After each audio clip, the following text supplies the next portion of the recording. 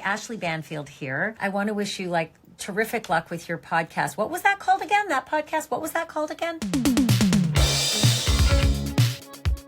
You are officially 0%. Oh my God.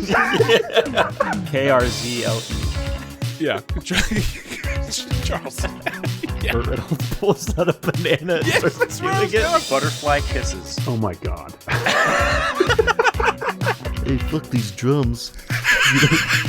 The synopsis just isn't good. Oh my God. Okay. And on that note.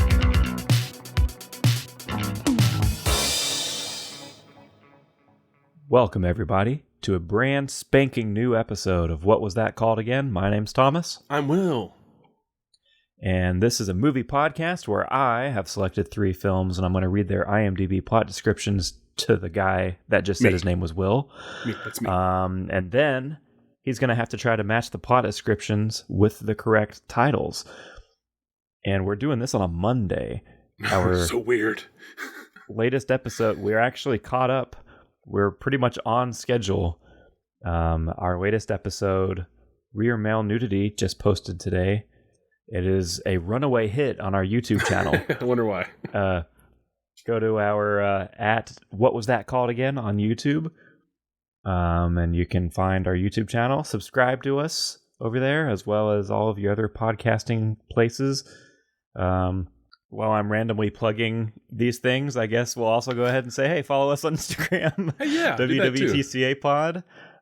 Follow us on Letterboxd, WWTCA Pod. And also, feel free to slide into our emails. Ooh, Shoot us an email at wwtcapod@protonmail.com. We don't type that one anywhere because we are afraid of getting spam bot attacked. Yeah. So we just say it on the podcast. So keep that one on the DL. wwtcapod@protonmail.com. Proton Mail is the big part there because everything else is the same. Everything else is WWTCA Pod. That's the at Proton Mail. And I would, our Instagram, we don't talk about because we believe that it doesn't really serve a purpose because we don't do anything with it other than post that episode's movie posters. But really, we talk about movie posters from these films enough on the show that I think that if you want an aggregate, an easy way to find all the posters that we do talk about, that would be a place to go and see them. Because we had that one episode where we talked about Bruce Lee Fights Back from the Grave or whatever it was called. Awesome poster that's been posted. There's been several other ones where I've literally tried to describe them on the podcast, and you could just go to the Instagram page and look and get a much better visual take on the poster than me just describing it. So yeah, go to the Instagram page. That's where all the posters are at. But also our Letterboxd, we have all the films that we've talked about on the show here. They're all listed. Plus, we are still working on writing backlogged reviews for all the ones we have seen. It's tough sometimes. It's tough. I thought this week was going to be a week to I got all this time and I'm going to watch several. Several maybe is a high goal. Maybe just 2. Maybe 2 films this week, but it is approaching my busy season. Not that I'm not busy any other time, but I have many deadlines that are coming up soon, and I'm trying to get shit done. So I spent the last 2 weeks, all my free time has been spent in my garage, one singular garage that I don't even use for a vehicle. Every garage on the street, I've been going every from day house in a to different house. garage. I just go and stand in the garage for 8 hours and just admire garages. Where is this garage again? That's the other podcast. And no, but I spent my garage is my workshop, my project shop, and it has been hot, and I have been forcing myself to get out there and I have a TV out there now, which I thought was going to be I'll start. But I really think, at least this past weekend, it was so warm that the older generation Roku box that I'm using out there could barely function. It just didn't want to do anything. So I gave up on that. I was I'm spending 15 minutes trying to get Criterion channel to open up, and it just like sitting here, stalling and freezing. I was like, screw it, I'm just going to turn it off and just get to work. So yeah, so I am behind on writing. You're also very busy, but Letterboxd, that's where all the reviews are at, that we will be keep adding to there. So yeah, go join our socials, and also write us emails, especially if you're from Russia. Write us an email. Yeah, we have our biggest fan, one might say, whom we are unaware of. There is a person or persons in Russia who like to download our episodes at least once or twice a month for some reason. I don't know. Not every episode. Yeah. It's not. It's not. It's. They are probably the most consistent that we can tell. At least as far as longevity, they've been around for a bit, just not every episode, as you said. I think friend of the pod, Corey, yes, checks in pretty regularly. Yeah, but we don't know for sure. It just shows California. It doesn't necessarily show, like, because I guess what I'm trying to say is we're assuming that it's just one individual in Russia that keeps continually listening to us. It could also be every time someone from Russia listens to us, it's a different person. Very much so. We don't have that breakdown, is all. I think the real question that has come up now is Corey a goddamn liar? And has he not been listening to any of these episodes, but he'll slide into our DMs like, oh man, can't wait to hear this one. Calling you out. Well, we're going to find out next time, because I'm sure you will either hear this or not. And this will be the litmus test of whether or not this one individual has been supporting the show. Potentially 25 to 50% of our listeners on any week is Corey. So we don't have any updates as far as things we've watched. I planned on going to see the latest film from writer-director M. Night Shyamalan that came out over this past weekend at the time of recording. But instead I had a dentist appointment, and then I was tired, and then I didn't leave my house. Yes. So I haven't seen that yet, but I'm hoping to do that sometime this week. Speaking of Corey, by the way, one last thing. And also of M. Night's new film, he brought it up to me privately in a DM, and I had to ignore the message. And I told him I'm going to go see this soon. I'll read this later. I've avoided everything. I do not know anything about this movie. I haven't read. I haven't opened Letterboxd. Nope, exactly. So I do apologize to him. I wanted to go see M. Night's new film, Trap, as it's called. You're going to apologize to him. I'm apologizing in the past.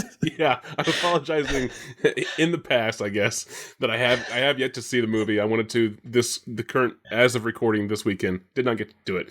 But also, speaking of Corey, and also speaking of garages, Karate. I gotta plug Corey's his podcast. Show. I was thinking that whenever you were talking about podcasts too. Everybody. If you're here, I assume you probably like movies. Either that, or lost. You just know one of us. I hate movies, but I know Thomas, so why not?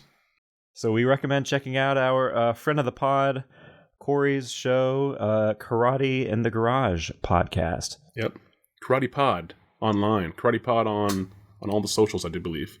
Go check that out. I don't know if that helps their numbers or hurt their numbers, us mentioning it, but they're probably going to steep decline in listeners. Our one Russia listener is going to go there instead. Damn it, we almost had them. Yeah, well, it was worth it. Yeah, it was. Without any further delay, if you're ready, I do have 3 movies picked out. And I would we hope. can go ahead and dive into them. Sometimes I don't. Sometimes we get on here and I don't have any. One movie, one chance. All or nothing. I'll give you one movie and 4 titles, and then you'll have to figure out which title it is. That might be an actual possible change that we try, because I don't think that'd be any easier, really. I guess not. I'm ready. I guess we'll just go ahead and just skip our drink check. I don't know if you're drinking anything for this Monday recording before work. Got the unflavored sparkling water. Here's drink check. Drink check.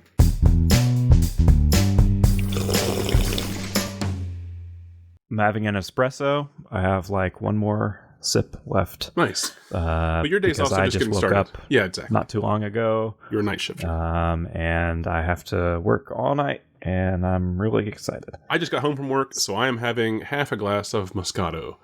Oh, I'm jealous. I had a glass of wine whenever I got home from work this morning too. You could drink before work, right? You don't operate heavy machinery at night on the roads. Yeah, I don't drive a large vehicle or anything like that. No, go ahead and drink up. All right, I'm ready.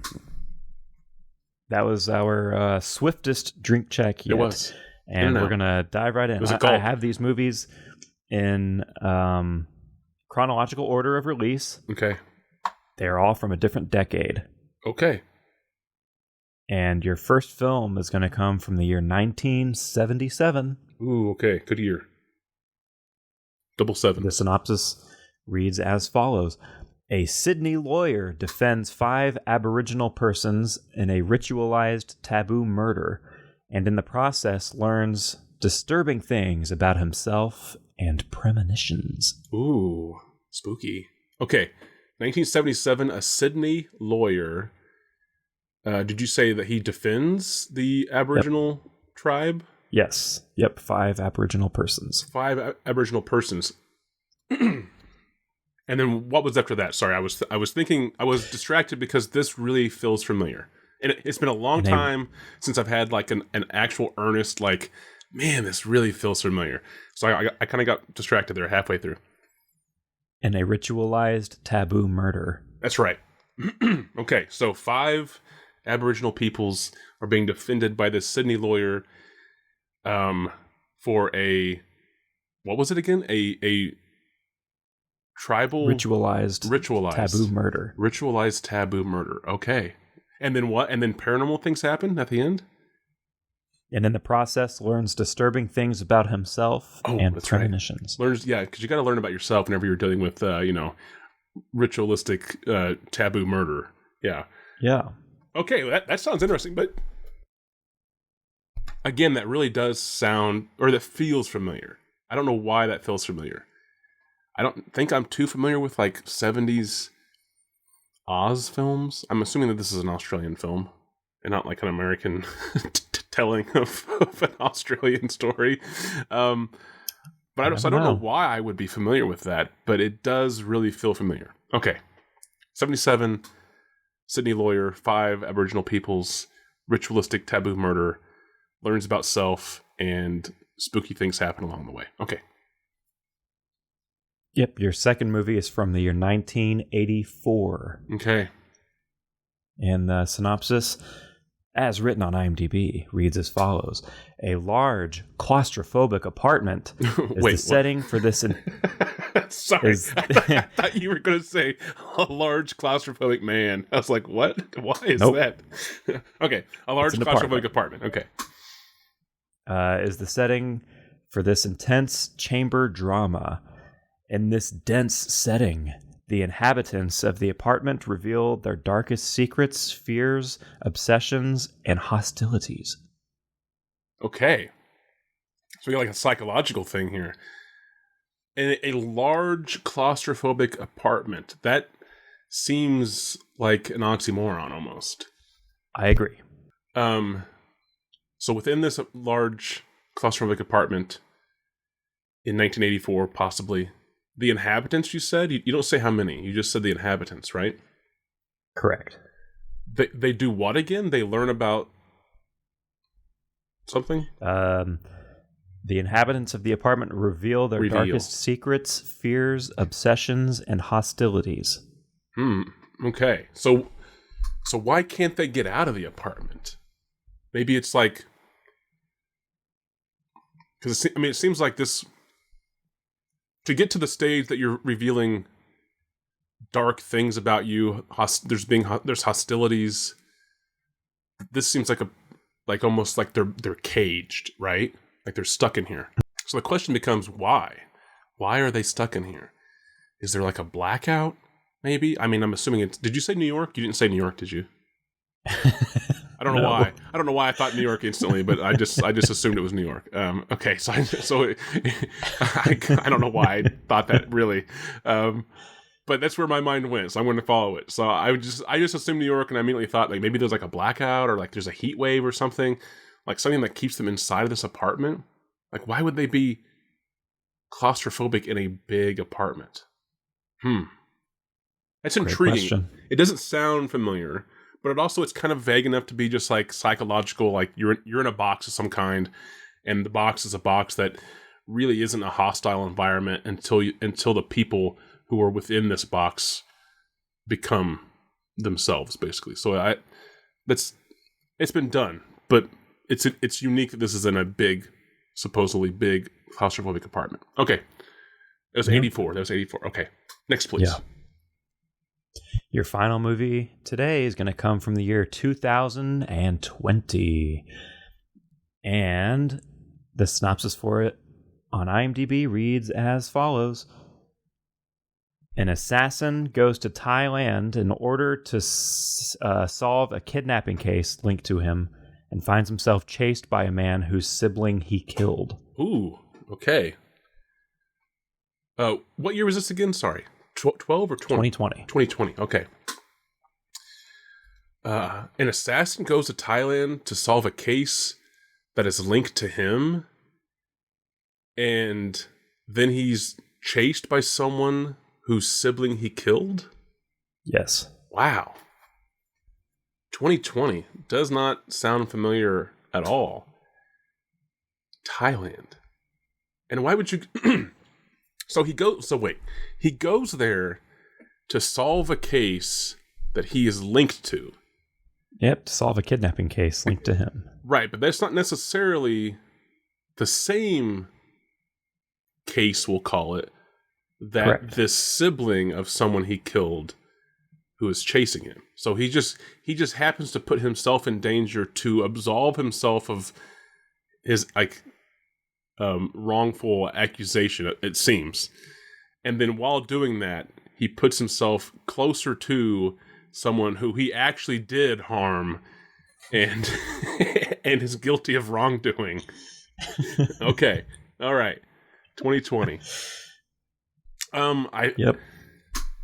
I'll recap these, but I think I actually am just ready for titles, but I'll go ahead and recap. So the first one was 1977. Okay.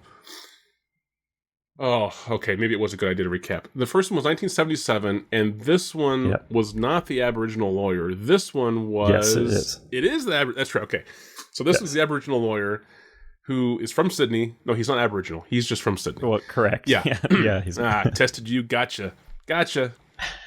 So he's from Sydney. He's a Sydney lawyer who is representing 5 Aboriginal peoples in a case involving a ritualistic taboo murder, during which he discovers secrets about himself, I think you said, and also spooky stuff happens, paranormal stuff happens, or something like that. Yeah, disturbing things about himself and premonitions. Sorry, it's premonitions. So it's future events, possibly. Okay. 1977. The second one was 1984, and this one was the big claustrophobic apartment. Yep. Which is weird. It's so open. The walls are way over there. So 1984, big claustrophobic apartment, not necessarily New York City, but that's what I said, in which its inhabitants reveal dark secrets about themselves and face hostilities. Right? Yeah. Okay. Reveal their darkest fears, obsessions, and hostilities. Fears and obsessions. So it's really just a big vent session, a big just no filter talky talk while we're bored in this apartment. Okay. And then the last one was 2020, and this is you just said this one. Why am I forgetting it now? This is 2020. And this is the assassin who goes to Thailand to help investigate a kidnapping that he is being blamed for, or at least involved with. Yeah, he's linked to. And while there, he has a run-in with the sibling of someone he killed. Mm-hmm. Is that it? Yeah. Okay. Interesting. The first one still really does the lawyers and the Aboriginal peoples that really rings a bell, and I feel like you're going to say a title, and I'm going to be like that has to be it, and it's not going to be it because that's just how this show works. Yeah, so I'm ready for titles. That happens usually. Yeah. Your first title is going to be The Last Wave. The Last Wave. What could that be about? The Last Wave? The Last Wave. So we have a big apartment that I don't feel like that's anything. It seems like a psychological thing, right? So why would you call it the last wave? I mean, because I just feel like if the apartment vent session with your housemates, if that movie was set during like a zombie apocalypse or like during a pandemic lockdown or some kind of other event, right? That would be able to be classified the last wave. I feel like that would be included within the synopsis. So, the last wave. Is this like the last? I don't want to say like the last Aboriginal peoples, but maybe this is like towards the end, whenever they were kind of being forcefully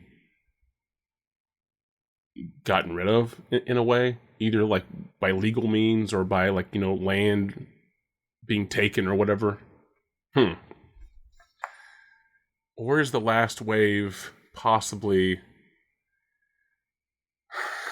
I mean, I don't know what the Thailand. I'm trying. I was like surfing. I don't know. I don't know what the. Yeah. So for right now, again, the title doesn't ring a bell, but the synopsis did. So for right now, I'm going to just temporarily lock the last wave with the 77 Sydney lawyer ritualistic taboo murders from Aboriginal peoples. I'm going to just temporarily set that one there. All right. Your second title to go off of is Autumn Almanac. Oh, man, that sounds familiar. Autumn Almanac. Autumn Almanac. Why does that sound familiar? Autumn Almanac. I don't want to just put it with the one that felt familiar, because that's what I just said a few minutes ago. That I was going to. I will want to do that, and that has proven to be the wrong course to take most often than not. So I'm trying to like. Why does that Autumn Almanac? Oh, I mean, maybe that's because it's kind of vaguish, and maybe it's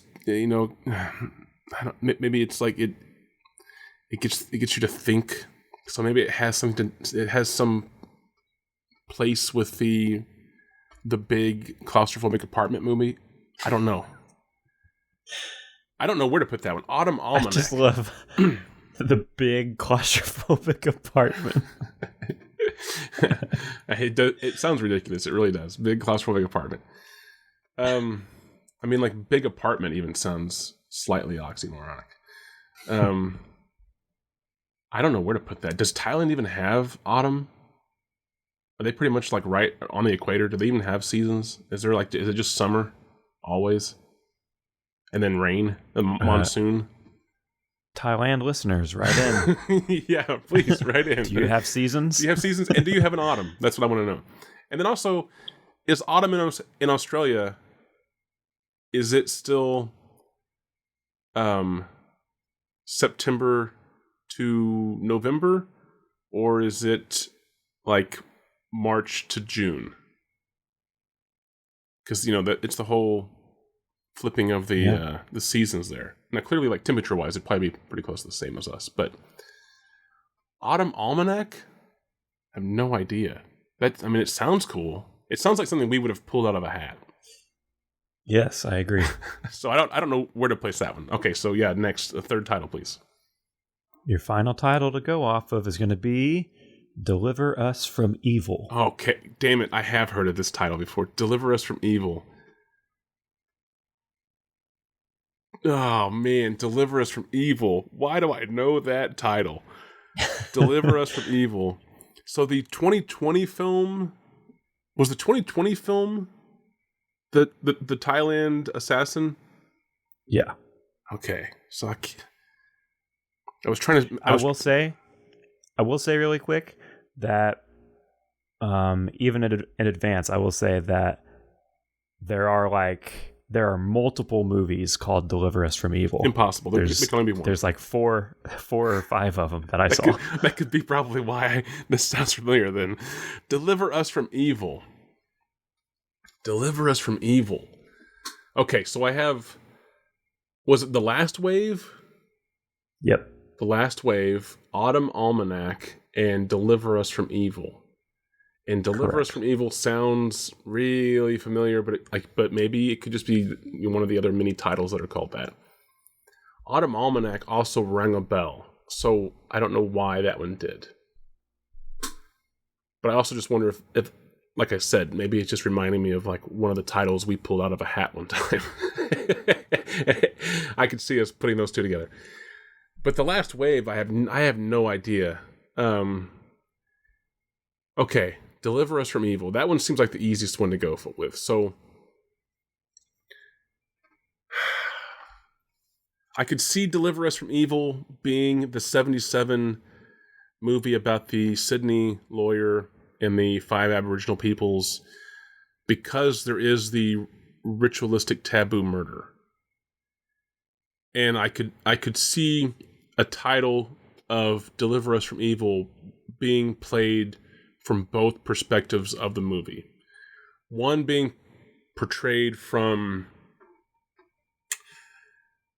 the side of the Aboriginal peoples, who are saying that they did this because of some kind of belief, and it's just being misinterpreted as a murder. I don't know, something along those lines, right? And that the Australian equivalent of the white man in Australia, I guess, is just trying to continually take their identity, right? And that's the evil. And then you could also see from the other side the societal, again, whatever the term, Australian white guy side of it, thinking that the acts that these Aboriginal peoples have done are just evil, and that they want these laws to help prevent this. Maybe. Deliver Us from Evil. I could also see maybe, for some reason, whatever's happening in this big claustrophobic apartment that's keeping them in this apartment, I could maybe see that, like there being something more to that, right? Like maybe some, I don't want to say paranormal, but maybe there's something more sinister going on there. But even that's a stretch, so I don't even really buy that one. But can I see Deliver Us from Evil being the assassin going to Thailand, right? Yeah. I don't know. But the only reason I want to say that one is because maybe I just know this title because it was like recent and I saw it like on social media, right? So I don't even know what this is. I just saw it and heard about it and I'm like, oh, okay. And then I scrolled past it or whatever. And 4 years ago, that could have been possible. Deliver Us from Evil. But then I have The Last Wave. I have no idea where The Last Wave goes. I don't feel like it goes with the apartment thing. Unless it's like the last wave of anxiety. The last wave of depression before we all kill ourselves in this big apartment with ample room and amenities and shelter. That we're cramped in. Yeah, and shelter from the homeless people out there who are not suffering as bad as we are. And then Autumn Almanac. I really like that title a lot, but I don't really know where it fits. So this one's tough, bud, because I can like fit one of these into a hole somewhere, and then kind of just guess at one of them, right? But this time I have to guess at I have to guess at all three. But I feel like I'm really guessing at Autumn Almanac and the Last Wave. Okay. Deliver us from evil. Damn it. I want to say, oh gosh. Deliver us from evil. Okay. My gut tells me to put Deliver Us from Evil with the 1977 Australian story. But because of that, this worked in my favor last week, I do believe. Or at least 2 weeks ago. I'm going to change what my gut says and go against my gut. And I'm going to put Deliver Us from Evil with the 2020 film about the assassin going to Thailand to help solve a kidnapping that he was associated with or linked to. And while he's there, is chased by or hunted by the sibling of someone he killed. That would be Deliver Us from Evil.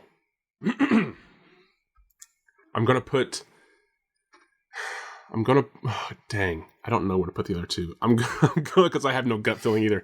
I'm going to put Autumn Almanac with the 1977 Sydney lawyer helping 5 Aboriginal peoples, or defending 5 Aboriginal peoples from this case about ritualistic taboo murder, while he discovers things about himself and has premonitions, or whatever it was.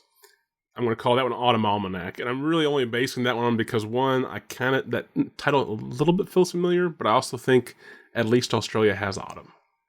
So, so that's my logic. Yeah. That's that logic. It's that they at least have trees that lose their leaves. Because I don't know where the big claustrophobic apartment is.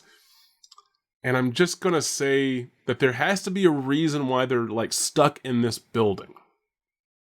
I don't know what the reason is. It doesn't say what the reason is. Maybe there isn't a reason, but I feel like there should be a reason. Otherwise, you would just leave the apartment, right? You would just go for a walk, get out of the place. So I'm going to, for some reason, I'm sure you'll let us know if I'm right. I'm going to call this one The Last Wave. And that maybe they have to get through like the last wave of whatever this thing is. So, they've been in this apartment for a while now. It's almost, there's like a light at the end of the tunnel as far as they're, being forced to stay inside of here type thing.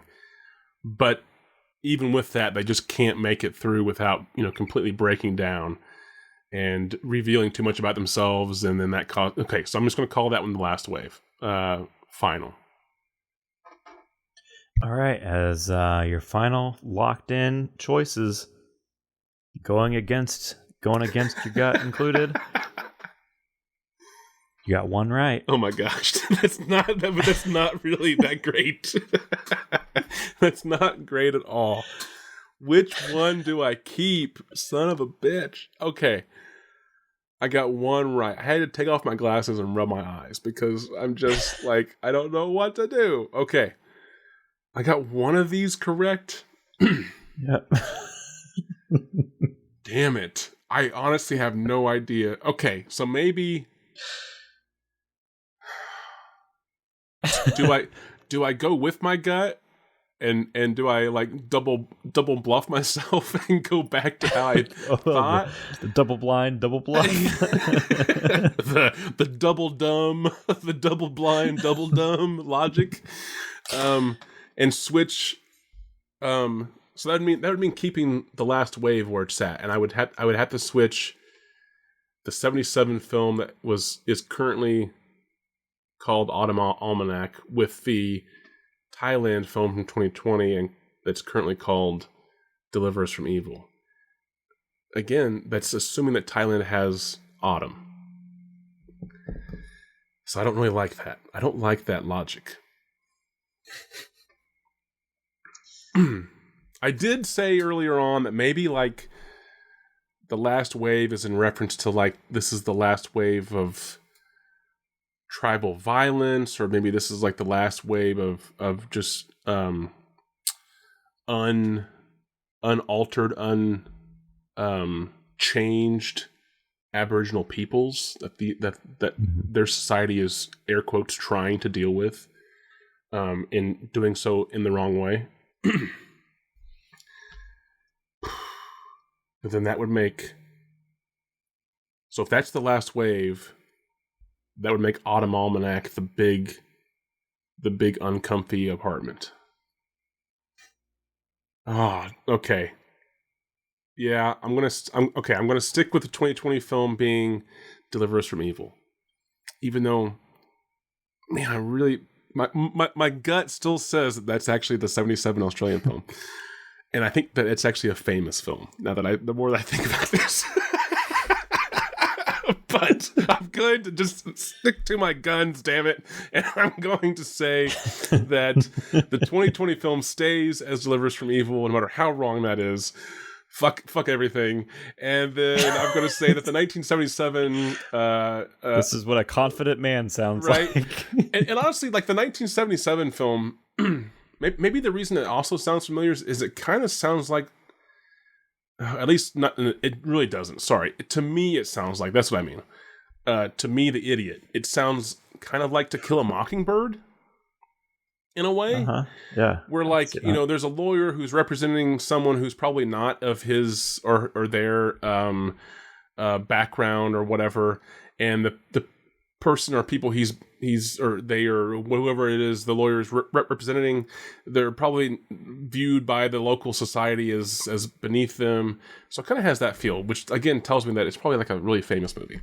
Anyway, that's a tangent. So I'm going to call it The Last Wave. And then that means that the 84 big claustrophobic apartment where the inhabitants learn their dark secret spheres and obsessions or whatever, and face hostilities, I'm going to call that one, for some reason, Autumn Almanac. Final answer. Alrighty. God damn it. Just tell me.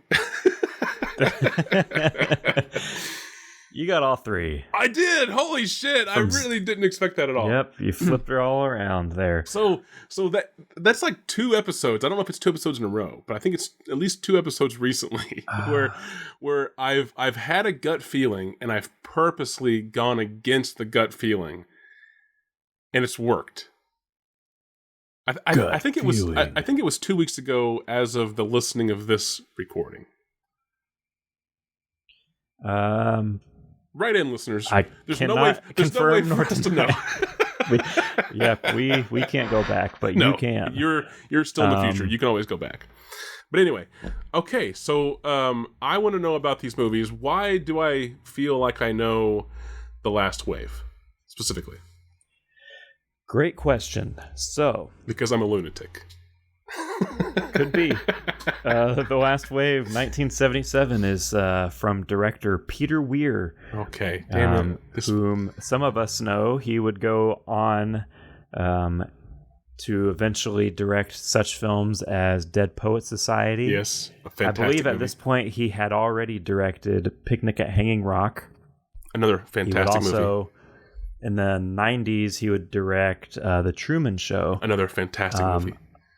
I believe he also directed Witness with Harrison Ford, if I'm not mistaken.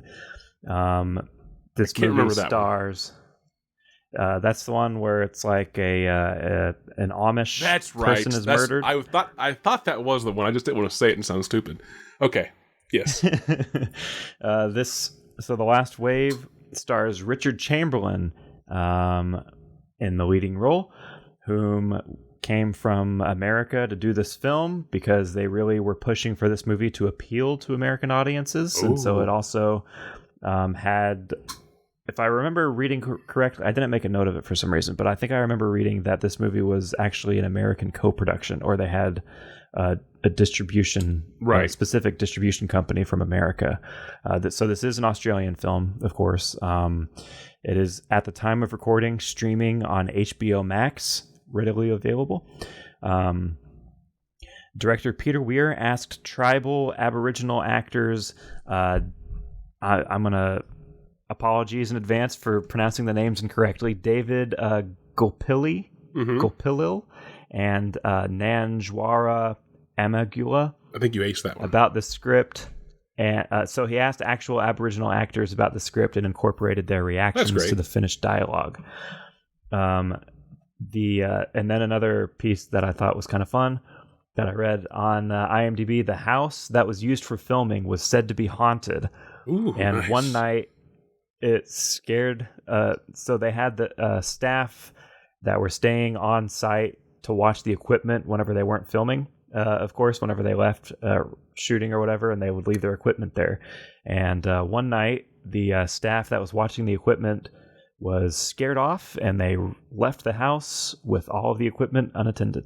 Nice. So that's good. That's impressive. Just leave it. Get out. So I don't know. It didn't elaborate on what happened. And then That's all later, it they said. would go back and use that house as the big claustrophobic apartment.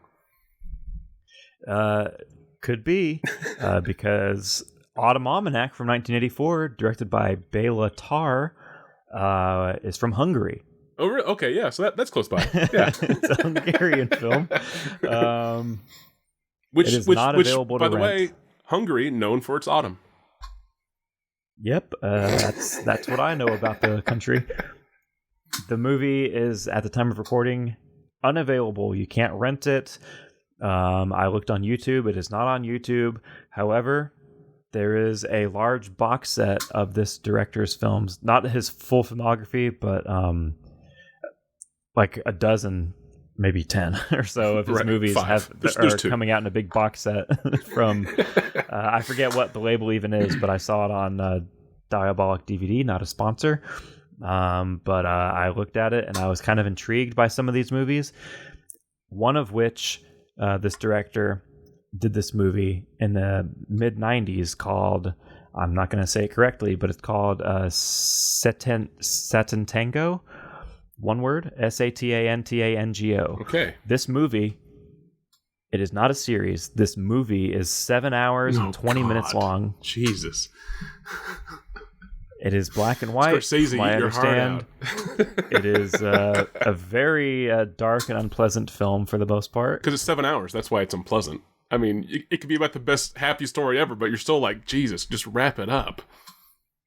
Of course, 7 hours. This movie, that movie is quite acclaimed. However, I was completely turned off from wanting to see it. Whenever I read there is a controversial cat scene in the movie, which the director has defended over the years. He says The cat hey, is I love a cats. Nazi. Yeah, that's the cat got canceled shortly after the release of this movie. Rightfully so, by the way. From what I understand, there is a scene in that movie. Again, this isn't Autumn Almanac. This is a different movie I'm talking about.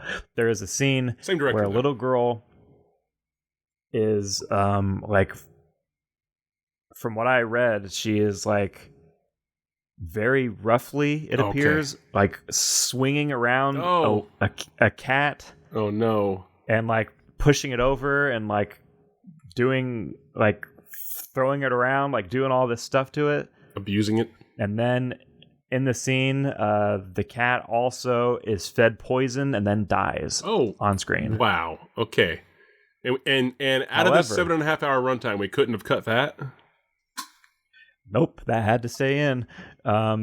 So that of course caused some outrage among some people, despite the movie's acclaim. The director, I did read an interview with him, and he did talk about that scene. He was asked about it in this interview, and he talked about how he said that he is a cat lover. He has 2 cats of his own. He was like, of course, I wouldn't like actually hurt any cats in my films.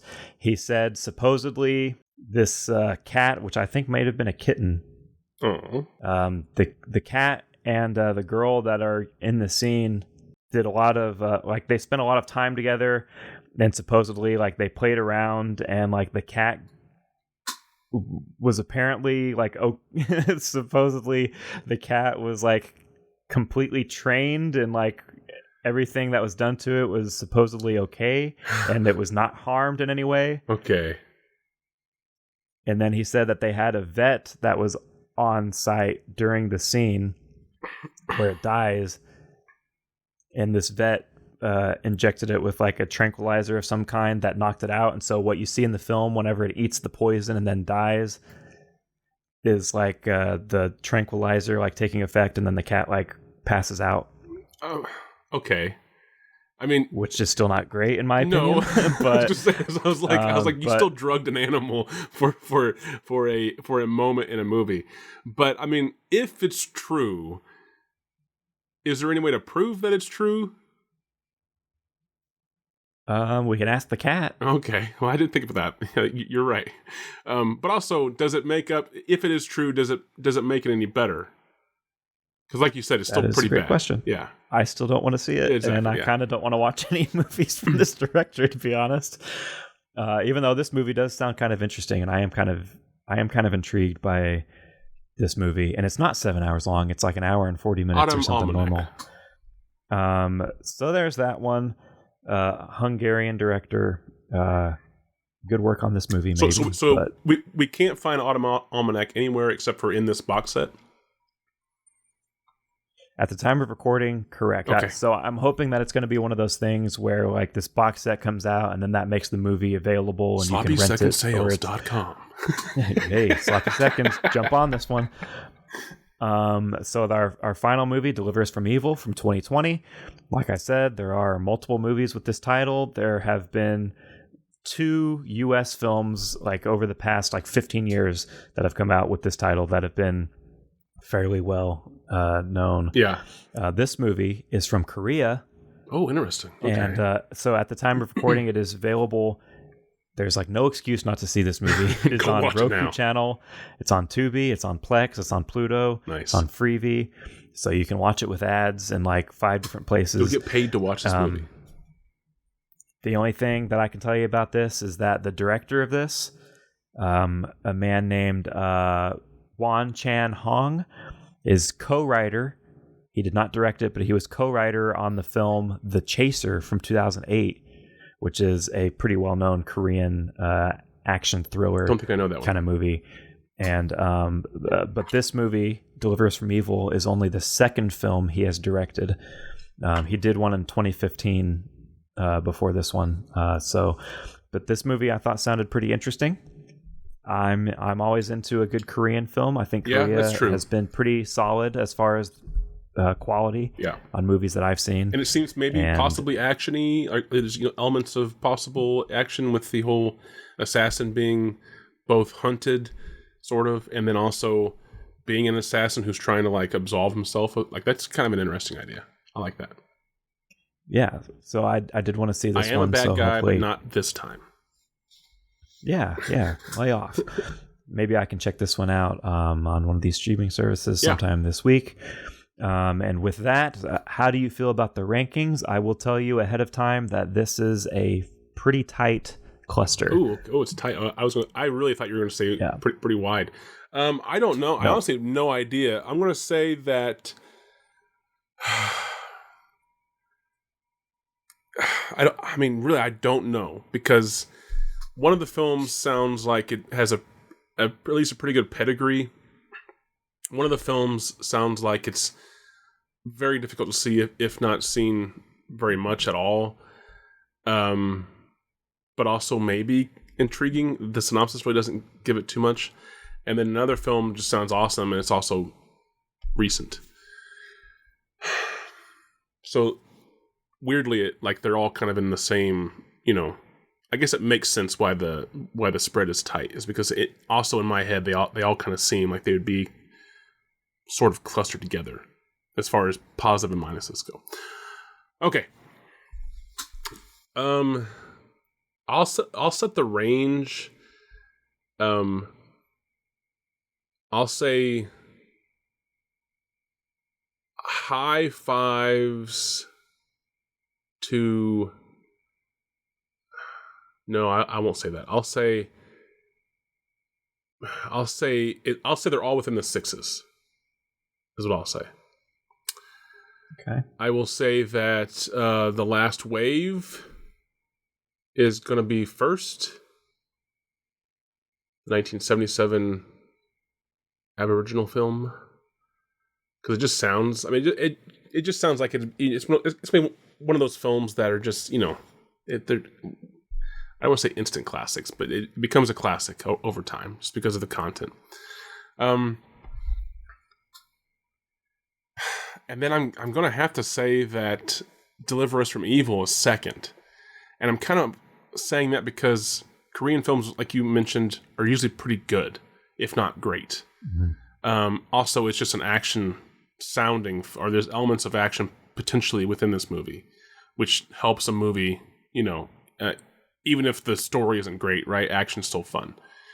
And also, because Autumn Almanac may be difficult to find, or maybe have just a naturally smaller audience, and also because it seems just either vague or maybe the synopsis is lacking in detail, and it being Hungarian, I'm assuming that these are not. Well, I guess the Australian film is. But I'm assuming that the other two films are in their like native language, that they're not English. Correct. So Hungarian. So I don't know if people are watching many Hungarian films from '84. Okay, so with that, yeah, I'm going to say The Last Wave is first, Deliver Us from Evil second, and then Autumn Almanac is third. All within the sixes, possibly. Okay, so the lowest rated one with a 6.8 oh, wow. is okay. Deliver Us from Evil. Oh, even more of a shock. Okay. The middle one with a 6.9 really is close. The Last Wave from Peter Weir. Really? And the highest rated Really? one on IMDb with a 7.2 out of 10 is Autumn Almanac. Holy I'm shocked that I was so wrong on that. With 1,600 ratings. Wow. Okay. So maybe this box set is worth it. Maybe this, not for the 7-hour cat killing movie, but skip that one. Yeah. For other reasons as well, but the obvious one is for the animal cruelty. So I have a bonus round here before we get to our quote. I actually have a pull quote. Pull it. Section here. So one of these posters has these two critic pull quotes on the poster artwork. I'm going to read them to you and see if you know which, or if you can figure out which movie these two pull quotes came from. So you're going to give me two pull quotes from one movie? Yep, both from the same poster. Yep. All right, go ahead. And let me know when the first one ends. Okay, yeah. It'll be, so quote, the first pull quote reads as follows. An eerie chiller to tingle your scalp and titillate your mind. Wow. Filmreview.com. That's the end of the first one. the second that is quote. So much like a fucking blogger wrote that. Oh my God. The second quote, not much better, reads as follows. A movie to savor. It will tantalize your senses. Both sound very weirdly sexual, so I'm going to say that it's not The Last Wave. Can you read the first one again? Yeah. Ooh. An eerie chiller to tingle your scalp and titillate your mind. Okay, so chiller does, unless this guy's just woefully wrong. Chiller doesn't, I don't get chiller or tantalizing, especially for Deliver Us from Evil either. So unless they watch the other movies called Deliver Us from Evil and then they just mistakenly reviewed this movie. So I feel like this has to be the big claustrophobic apartment. This has to be Autumn Almanac. Really? It is The Last Wave. Oh my God, what? So what? A movie to savor, it'll tantalize your senses is from it's a quote from Gene Shalit of WNBC TV. Never heard of him. An eerie chiller to tingle your scalp and titillate your mind is credited to Judith Christ. Okay. And it does not list a publication or anything. It just says their name. That was just a person that said that once. I forgot about the ritualistic taboo murder part of that. So I could understand where where part of the movie dives into the taboo and into the ritual side of things. I can understand where that could become. And then this guy does learn about himself, and then there's also I was just Sounds very scalp tingling. yeah. Well, again, they sounded really weirdly sexual. But yeah, I mean, in retrospect, it makes sense, but I still wouldn't have called that, even if I thought about it. Okay, so does that mean we're going to move on to our favorite segment ever? Quote.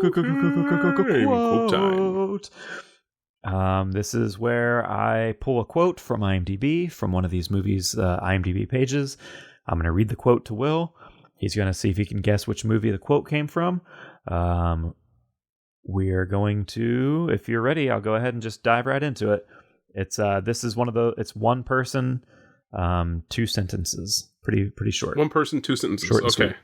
Yep. I'm ready. And it reads as follows, and I quote as written. You know what people say the most before I kill them? That there's no need to go to this extent. Okay. You know what most people say before I kill them? That there's no need to go to this extent. Do most people really say that before they get killed? There's no reason. There's no need to go to this. I mean, help. Stop. No, please don't. No, it's, hey, you're going too far. You're going too man. far Come with on. this, buddy. Just kill me. Just make it simple. I mean, we got ritualistic taboo murder in one movie, and we've got an assassin in the other movie. So is this I feel like And we have a big claustrophobic apartment in the other one. That is true. And there's nothing that a big claustrophobic apartment hears more than This is what the hey, couch says. Too much. Yeah. It's like Pee Wee Herman. Dial it back. The fucking couch. I don't believe that the Aboriginal peoples would be saying this, assuming that this is coming from them. I don't think they're going to gloat in this moment. I feel like this has to be our assassin. So this is Delivers from Evil. That's correct. Nice. Pretty easy one. I just wanted to read that quote. No, it was good. I do like that. Have you seen any of these films? No, right? Nope. Okay. I have not.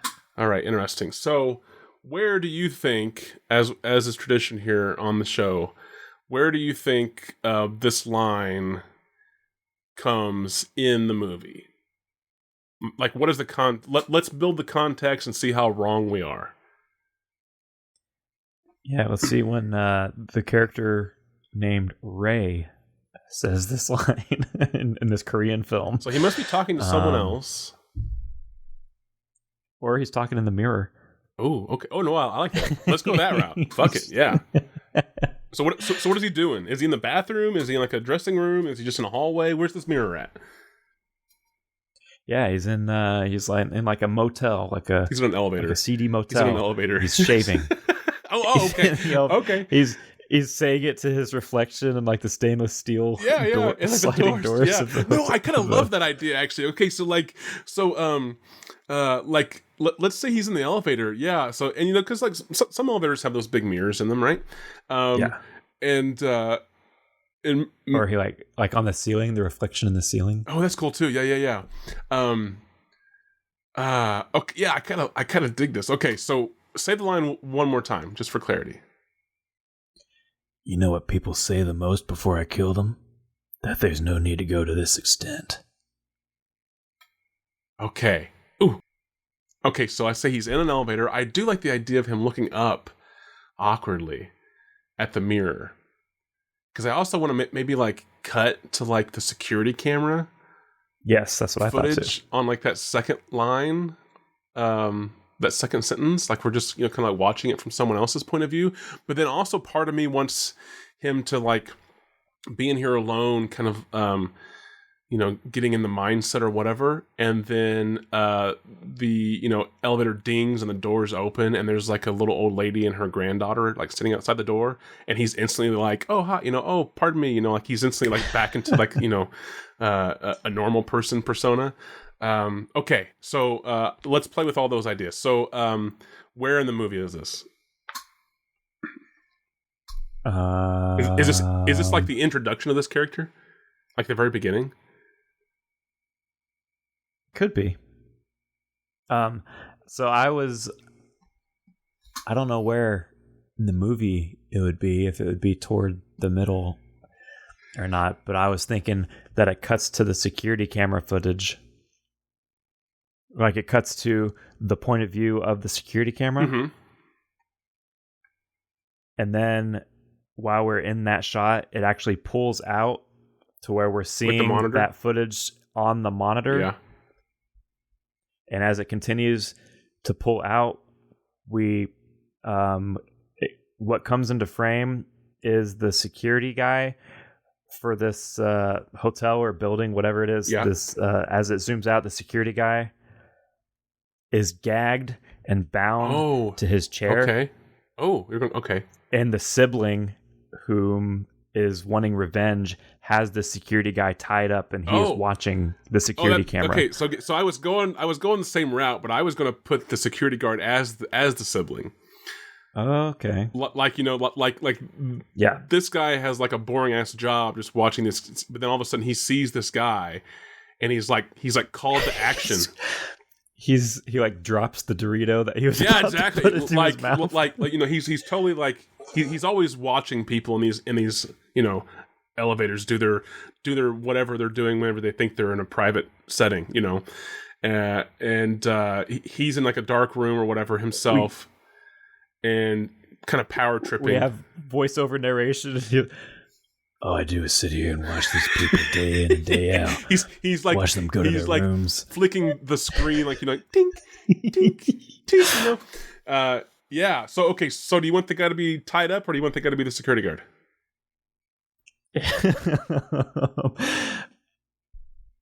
I like my visual, but I like the narration of the security guard being the one. So let's just say it's the security guard. Okay. Yeah, okay. Sure. Because I do like the idea of like pulling out and all of a sudden this guy's tied up. But then I guess but then the question becomes, we still haven't answered where in the movie is this? Because if the guy is tied up from our hunter, this should be the opening scene. I think so too. In the movie, not being from the assassin's point of view. Yeah. As I assume the movie actually probably is. I assume too. Yeah. Based on the way this is written. But we're going to make another. This is going to be the other movie. Yes. From the security guard's perspective. So this is the opening scene with him there, and he is like, it's the voiceover narration, and he's like eating Doritos and like flicking the little CCTV monitor, and he's doing like the. I work here every day from 11 a.m. to 8 p.m. at night. There's a picture of his brother or whoever, like in like the background, sort of like tucked into a screen somewhere, I watch these people go to their rooms. Never gave a shit about this job until that day. Okay. So then this is another. So, go ahead. Yeah. No. You go ahead. Does he know that this is who this is? Yeah. Okay, so he recognizes so they know who this murderer is, this assassin is. He just hasn't been caught yet. And then all of a sudden, the security guard now sees him in the camera. So I think our scene starts a little bit before this, right? I think our scene to introduce the security guard starts before our assassin gets on the elevator. Right? Mm-hmm. To like set up this narration and the fact that he's bored, he doesn't really care who comes and goes into these elevators. He just has to watch them for 10 hours a day. He lives this mundane life, whatever. And then okay, so when does he recognize the assassin? As soon as he walks into the elevator, or on the line? On the line. Oh, like whenever the guy in the elevator says the quote. Yeah. That I pull. Yeah. Then, because he like looks up like a weirdo at the ceiling, and he sees the guy's face on the. I agree. So then, do we have to switch? Because I think it was you had that awesome idea. Yeah. it was your idea to pull out from the POV of the security camera and see the monitor. So do we have to flip that now and go like zoom in on the monitor, and then all of a sudden we're like in the elevator? Okay. Does it still work? Yeah. Is it still cool? Because I do like that visual of like, because otherwise how do we get into the elevator, right? So maybe shit. No, I think your original idea is better, of the zooming out. Okay, so we start in the office, in the security office. We're just establishing the security guard guy and what he does, a little bit of his backstory. We see him like snacking on chips or whatever. He doesn't really say much yet, though. It's just kind of a boring thing, right? It's just a dopey security guard. And then I think we actually do cut to the elevator. Like, not into the elevator, maybe like the lobby that the elevator empties into, right? And we see like the hustle and bustle of the people. Yeah, exactly, right? Yeah, and then we track with our assassin. So we get introduced to him, and he's sharply dressed, clearly like a fit-looking fella. You know, he has like a certain, not arrogance, but like a certain confidence to him. And he gets on the elevator with a couple of other people. Every girl's crazy about a short man. Yeah, the Korean version of that is playing in the background. And I think he gets on the elevator with a couple of other people, and he's going to like the top floor, right, or like a higher floor. So as we go up, he hasn't said, he's just kind of, he's like nodding and whatever stuff. But maybe we hear like his internal dialogue, during this moment, right? So we hear inside his head. Or we could also hear the voiceover of the security guard, whichever. But we hear something that establishes that the outward persona that we see is not what's going on the inside, right? And so he's being nice. This assassin guy's being nice as these people leave the elevator. Finally, the last person gets off on like the fourth or fifth floor, and he's going to like floor 12 or whatever. And that's whenever he looks up at the at the thing and drops this persona of being like a nice pleasant person, and he's just like, fuck, I fucking hate people, and I just I hate being around them. And then we hear this line, which, say the first half again. You know what people say the most before I kill them? Yeah. And then I think there's a pause as we do that kind of backwards transition through the monitor. And now we see our security guard like leaning in, like real close to the screen, like watching. And then he says, what's the second half? But there's no need to go to this extent. there's no need like you to hear go that to audio this extent. through the CCTV. Yeah.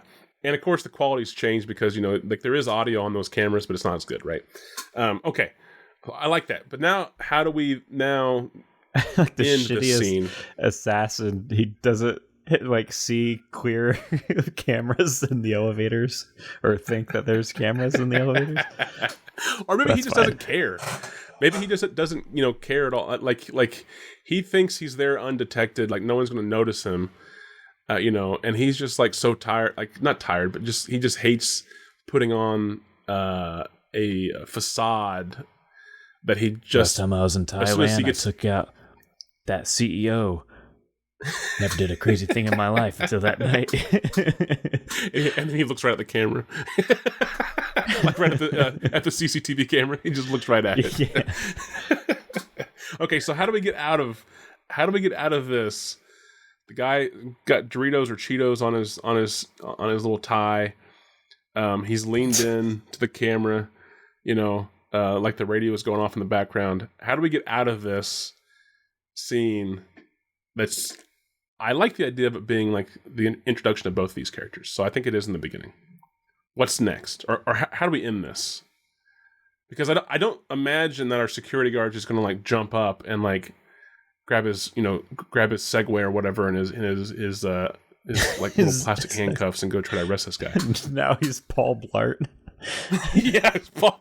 That's what I've been imagining the whole time. It's Paul Blart. Sorry to typecast all the Kevin James elevator security guys out there. Kevin James in this Korean film about a Taiwanese assassin. So obviously the elevator gets to its floor, and he gets out. Or does it? Or does it get stuck? From what? Just like a malfunction, just like a fucking like it just or even our security guard could just stop it. He has the god finger where he just like stops the elevator and makes the assassin freak out a little bit. Go ahead. What were you going to say? You think he does it right away? You think so? I don't think he goes after the guy. No, I don't, and I also don't think they necessarily meet right away either. I think, but I agree. I do feel like maybe in this situation, if the security guard had some kind of way to control this guy, he would do it. Mm-hmm. If he did, I could be wrong on that desire, but like I said, it could be something as simple as just like, turning off the power to the elevator just for a minute, or just a second, just to like fuck with the guy a little bit. Be like, I've got you in, like, I know you've got to come back down this elevator. Like, I know you now, and I'm, and then the guy in the elevator has no clue. He just thinks that the thing just, fucking like malfunction. He's like, God damn it. He like hits the like little button or whatever to like call for assistance. And of course it goes to the security guy, and he's like, yeah, okay.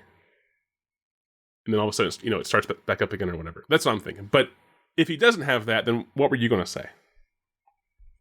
No, forget what I was going to say. Yeah, I think that works. Okay.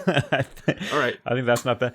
And I think he could even confirm with the guy that it is 100% for sure the right guy by like whenever they're speaking on the intercom or whatever, and he can say like, what's your name or whatever, and ask the guy. I think he could ask the guy what his name is, and the guy's like, oh, fucking Ray. Okay. Ray, I'm Ray. Ray Killer. Ray Essen. Ray B. Killer. Yeah. Like, so Kevin James like leans forward. And he's like, it is him. It is him. It was like Doritos fall out of his mouth. Yeah. Because I like the idea of like the elevator getting really close to the top floor or whatever. And then, the security guard just like, flipping a switch or what, I'm sure it's more complicated than that, but we'll just say it's like a button that like just kills the power in case of like an emergency or whatever, and then like the emergency light comes on inside the elevator, and we cut back to inside the elevator, and Ray is in there like, oh, God, like, I had this meeting, I got to go talk to this inspector guy or whatever. He like goes and pushes all the buttons, and then pushes the call button, and it rings to the security guard, and the guard's like, yeah, and then Ray's like, what do you mean, yeah? Like the elevator's stuck. Yeah, I know. Maintenance is working on it. What's your name, just in case they need it? Or whatever the reason is, right? And then you say like Ray. And Ray then okay, so I like that.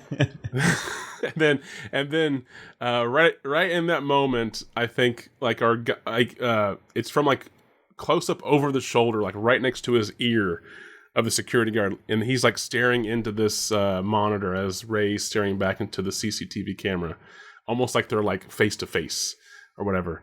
And then Kevin James decides to flip the power back on in that moment, because again, he knows he has to come back down this elevator. So now he's got time to like figure out a game plan, right? And then I think the next scene is we continue because we still don't. Okay, I guess one last question: do we know as the audience that one, Kevin James knows Ray? And two, if we do know, because I think it's kind of obvious that maybe there's some kind of recognition there, do we know why he knows him? So no, because this was the introduction scene. So this is like right after this we cut and we go to where this killing of the sibling had happened or whatever. Like we jump to the past from this point right here. It stops and we go to the past and we see all that stuff that happened. What if we do that before Kevin turns the elevator back on? Yeah, that's fine. Like he's looking into this CCTV monitor and Ray is looking back, and all of a sudden we flash back really quick, and there's like, jump cuts of like police and screaming and news or whatever, just clippings and stuff, and we kind of learn some information about this horrible thing, and then it comes back and there's one part that's Kevin James holding his brother by like the shirt, going like, "Wake up, Teddy, wake up!" I just want to see Kevin James in this fucking role. I do too now, but I also want to see him play it straight. I want to see no comedy at all. Like I want to see him just kick ass as this, but he's like which redeeming he himself as like the. No, he can, but he's also like redeeming the Paul Blart side of him. Okay. Yeah, by playing the security guy. He's playing a security guard again, but this time it's legit. If it is that character? This is Paul Blart. Like this is Hotel Cop 1. Hotel Cop 1. All right, I like it. Now we're onto something. So with this one line, we start on our own franchise, Hotel Cop 1, and we call the first one Hotel Cop 1. Regardless of if there's even future sequels or not, we just call it Hotel Cop 1. So in the beginning, whenever he's like eating Doritos and watching the CCTV, we're getting like the shots where it's like there's a shot of like his crossed legs perched up on like the tabletop or whatever. Kicked back. There's like the shot, like the close-up shot of him like crunching a Dorito out of his hands, and then like a close-up shot. Yeah. Close-up shot wiping the Dorito dust off on like his white security top uniform. I don't think those those shots cut either. I think it's close-up shot of his lips and like chewing the Dorito, and then the camera slowly tilts down as the crumbs like tumble down his shirt. It's one like continuous pan right there. Yeah. And we can see his name tag, P. Blart. So it's the same character even. Yeah. Or wait, no. I think P. Blart is too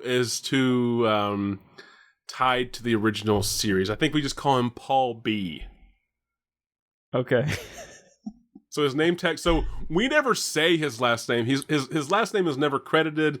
We never find out his family's name, anything like that. It's just in this movie we're calling him Paul B, and that's just a nod to the original Mall Cop franchise that Hotel Cop was spun off of. So Hotel Cop 1, I like it. He doesn't have the Segway anymore. Whenever he gets outside and there's like the outside the building sequence or whatever, he's got those like electronic scooter things. He's got one of those now. Like those ones that they have in like every big city. Like the ones that they have in every big city that you can like pay whatever money and it's like an electric scooter thing. Yeah. So an actual yes. Okay, yeah. Nice. Okay, I like it. Hotel Cop 1, starring Kevin James. And who's playing Ray, by the way, just as we wrap this up here? Who's going to play Ray? Who's going to play Ray? Ray Romano. God damn it. No. I think it has to be somebody who's actually like potentially good at martial arts and like assassinating stuff. A badass, an actual badass. And not like a third tier badass because they're German, but like an actual badass that like Kevin James should not ever be put up against. So not Steven Seagal. No, definitely not that either. What's his face? Hold on, wait. I just had this. Oh, dang. What? Oh, crap. You can cut all this out. From Cell Block 99. Vince Vaughn? Yes. He's the assassin. Vince Vaughn is our assassin. Vince Vaughn, Kevin James, Hotel Cop 1. Hotel Cop 1. I love it. I want to make this. All right. What was that called again?